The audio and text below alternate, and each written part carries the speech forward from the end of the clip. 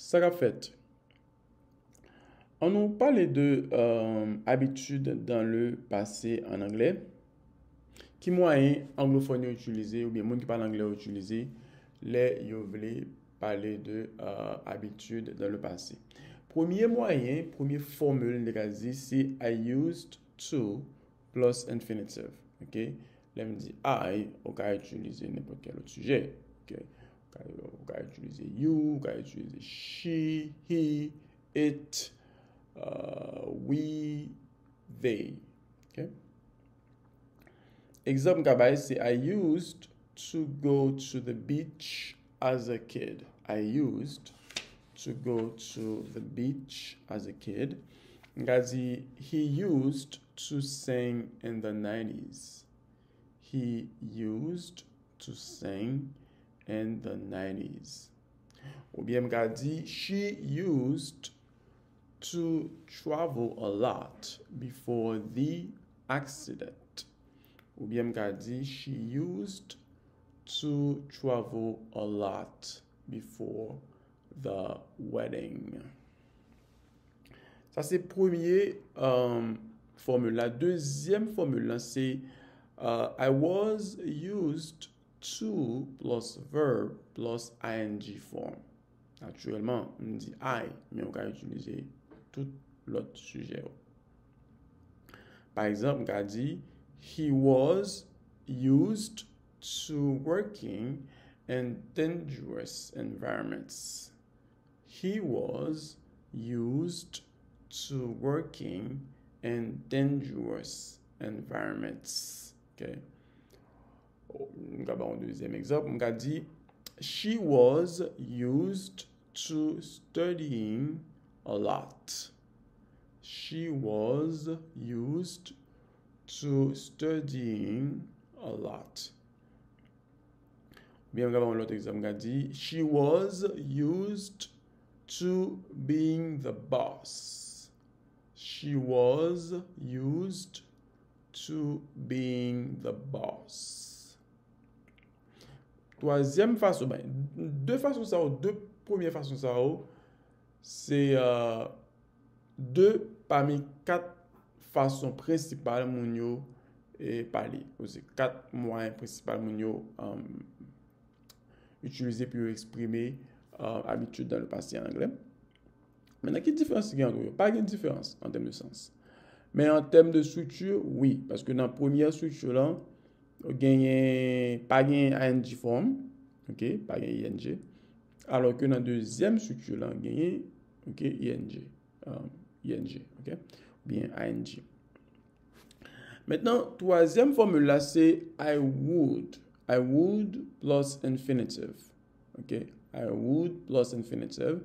Et là, nous dit I, ça veut dire qu'on peut utiliser n'importe quel autre sujet. OK? Par exemple, on peut dire as a kid, I would sleep a lot. I would play with my dog. I would dance a lot. OK? Là, on parle de habitude, tendance de gagner de gagner dans le passé. Okay? Par exemple, si on dit, OK, on connaît Jacques. Parlez-moi de Jacques. Comment il était petit? Okay? On peut utiliser would. Okay? Parce que nous allons penser à conditionnel.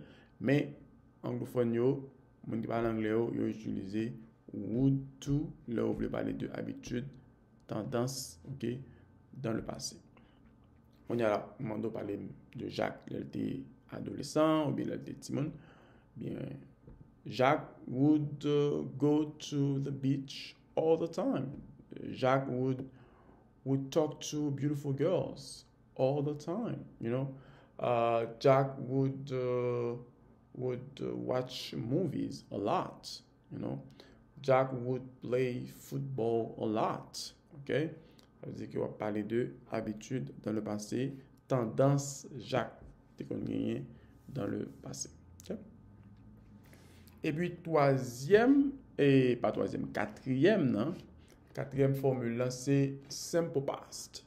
Simple past.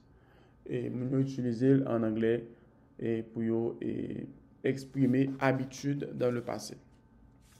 Par exemple, on a dit he visited his friend in Ottawa every weekend when he was a teenager.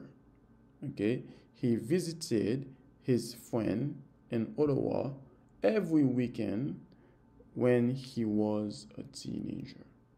Okay, ou bien m'ka di, I learned Spanish for 2 weeks. I learned Spanish for 2 weeks. Ou bien m'ka di, he was a very intelligent kid. He was a very intelligent kid. Par exemple, si on me demandait, par exemple, pour un ami, dire comment il était là depuis, parce que nous prenons lever avec monsieur, comment il était. Donc on dit, mais là on va parler de l'habitude dans le passé.